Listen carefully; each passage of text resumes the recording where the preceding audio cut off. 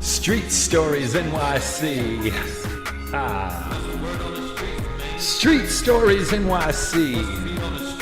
Street Stories NYC.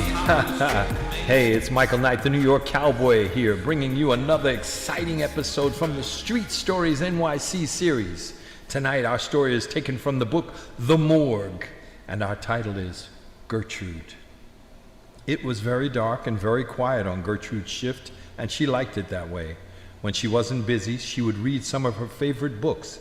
She loved horror and ghost stories. People thought that it was odd that she would work in a morgue and read that kind of stuff.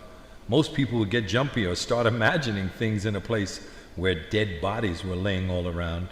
Not Gertrude.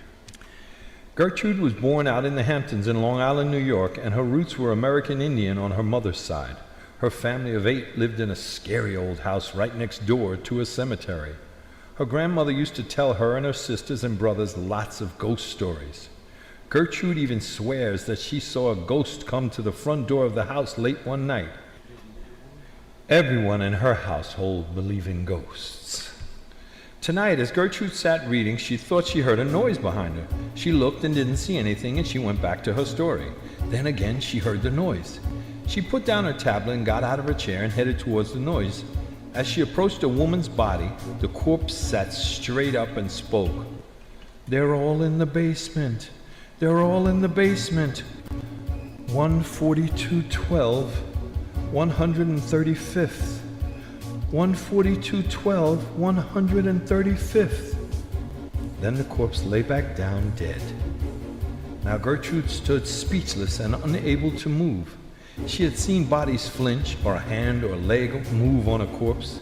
She had even seen eyes open on a dead body, but she had never seen anything like this. She wanted to scream, but she couldn't. When she regained her composure, she went and examined the body, and the woman was as dead as a doornail. Gertrude went back to her desk and tried to remember what the woman said. Now she wondered, who could she tell? She also wondered why the woman picked her to speak to. Gertrude knew where 135th Street was in her neighborhood in Queens, New York. She drove to the address that the woman told her, and she parked outside. The house was dark, and it looked like there was no one at all home. Just then she saw a flicker of light coming from one of the basement windows. She exited her car and walked quietly around the house. She couldn't see inside the window, so she finally got the nerve to ring the bell. A tall, skinny man came to the door, and when it opened, he said, "May I help you?" "Why, yes," she said, "and I apologize for ringing the bell so late, but I thought I saw a prowler around the back of your house as I was passing by," Gertrude said shyly. Just then, from the inside of the house, a whining kind of cry could be heard. "What was that?" Gertrude asked. "Oh, that was nothing, and thank you for stopping by, but I really have to run." "I will check around the house, and if I'll have to, I'll call the police," the man said. He tried to close the door, and Gertrude pushed against it and screamed, "I know they're in here, you sicko!" "What the hell is wrong with you, lady? Get away from my house!" he shouted and slammed the door. Gertrude quickly dialed 911, and the police were on the scene in minutes. "He's got women kidnapped in the basement. I heard them crying," Gertrude explained. The NYPD barricaded the house, and SWAT showed up as well.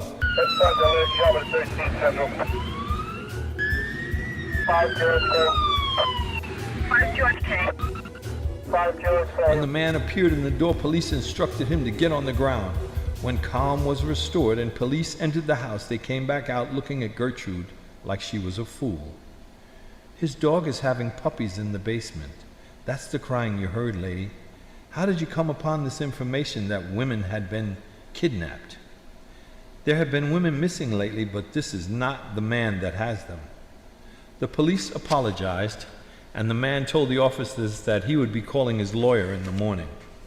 The lawsuit was filed the next day, and when Gertrude told authorities that a corpse told her about the women, she was suspended from duty pending a psychological evaluation. Gertrude went home disgraced from the job that she loved so much. That night, as Gertrude lay in bed, a ghost appeared at the foot of her bed. 14212, 135th place, 135th place, the ghost said. Then she was gone. Gertrude realized that she had gone to the wrong address. She got dressed quickly and jumped into her car. She found the address around the corner from the other house that she had gone to. This time she went around the back of the house and she could definitely hear women faintly crying. She went back to her car and took out a tire iron and went to the basement entrance. She took the iron and pried off the rusty old lock on the back door. She had a small flashlight with her and she got down the stairs and there were 4 naked women tied and gagged in the basement floor. They started to make noise, and when they saw her, and she told them, "Stay quiet and I'll get you free."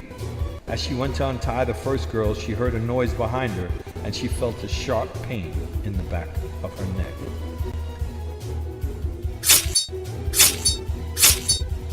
Before she passed out, she could see the figure of a man stabbing her over and over again. Gertrude's body was found dumped on the beach in Far Rockaway the next day. When her body finally made it to the morgue, one of the pathologists recognized her. "Hey, that's the nutjob that was working in here. How'd she get herself killed?"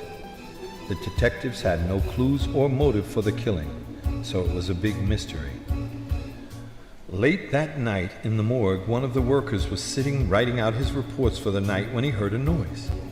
He thought it was nothing, so he paid it no mind. Then he heard it again, and he went to investigate. Suddenly, Gertrude's corpse sat straight up and said, 14212, 135th place. The attendant that night thought long and hard before he made his decision.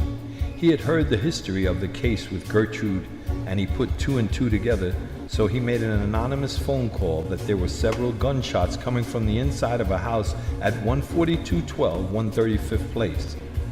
He would never tell anyone that a corpse told him that information.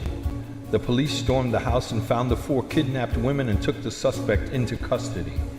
No one ever knew who the anonymous caller was, but the freed women told police that they recognized Gertrude from the newspaper as the woman that gave her life trying to free them.